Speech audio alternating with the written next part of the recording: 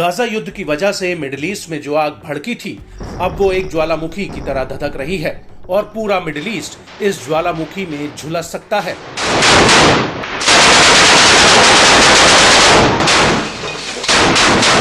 वो इसलिए क्योंकि पहले तो इजराइल सिर्फ हमास और हिजबुल्लाह से लड़ रहा था, लेकिन अब यमन का हूती लगातार इस आग को भड़काने में लगा है। हूती पिछले एक साल से लगातार लाल सागर और इजराइल के भीतर मिसाइल और ड्रोन हमले कर रहा है। अमेरिका और ब्रिटेन ने हूती के हथियारों के ठिकानों पर एयर स्ट्राइक की थी, लेकिन उसके बाद भी हूती के हमले बदस्तूर जारी हैं।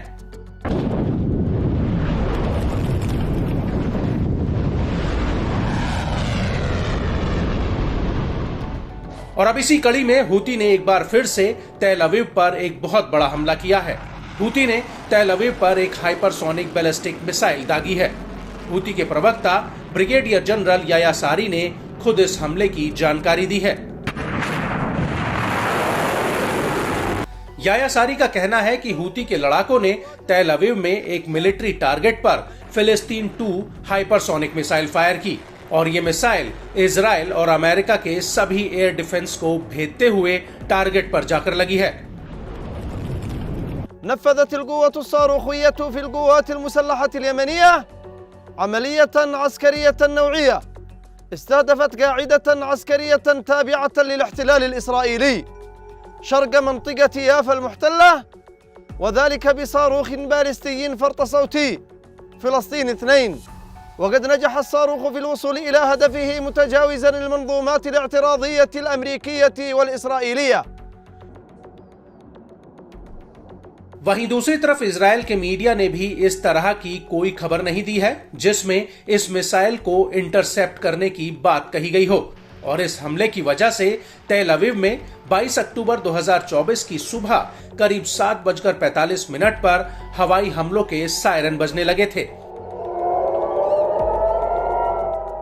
हालांकि इजरायली मीडिया ने यह जरूर कहा है कि लेबनान में हिजबुल्लाह की तरफ से गाइडेड रॉकेट दागे गए हैं। यहां पर आपको यह भी बता दें कि इससे पहले 18 अक्टूबर 2024 को हूती ने अरब सागर में मैगालापोलिस जहाज पर कई ड्रोन हमले किए थे और इस हमले के बाद हूती ने कहा था कि उसने इस हमले में अपने लक्ष्य को हासिल कर लिया है। हूती के मुताबिक इस जहाज ने कब्जे वाले फिलिस्तीनी बंदरगाह में प्रवेश करने पर लगे बैन का उल्लंघन किया था।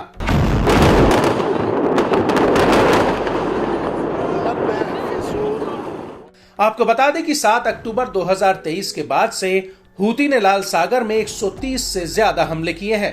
बड़ी बात यह है कि हूती के हमले से पहले लाल सागर भूमध्य सागर से दुनिया का करीब 10 से 15% वैश्विक व्यापार होता था, जो अब पूरी तरह से ठप हो गया है। और अब शिपिंग कंपनियां अपने जहाजों को दक्षिण अफ्रीका होते हुए भेज रही हैं और ये रूट काफी लंबा और खर्चीला भी है। और यह हूती के हमलों का ही असर है कि पिछले साल अक्टूबर 2023 में स्वेज नहर से जहां रोजाना जहाजों की आवाजाही की संख्या औसतन 80 थी, वही अब घटकर सिर्फ 29 रह गई है। ये जानकारी पोर्ट वॉच डेटाबेस से मिली है, जिसे IMF और ऑक्सफोर्ड यूनिवर्सिटी एक साथ मिलकर चलाते हैं।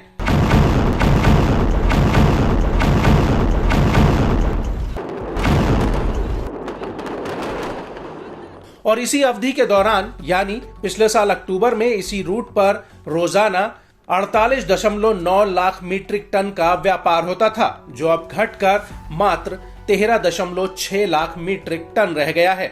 जानकारों का कहना है कि दक्षिण अफ्रीका के Cape of Good Hope route पर जहाजों को 10 से 14 दिन का अतिरिक्त समय लगता है, जिसकी वजह से माल ढुलाई की कीमत पिछले साल से करीब 3 गुना तक बढ़ चुकी है और रूट में बदलाव करने से सिर्फ एक चक्कर में $10 लाख का अतिरिक्त ईंधन ही खर्च हो जाता है।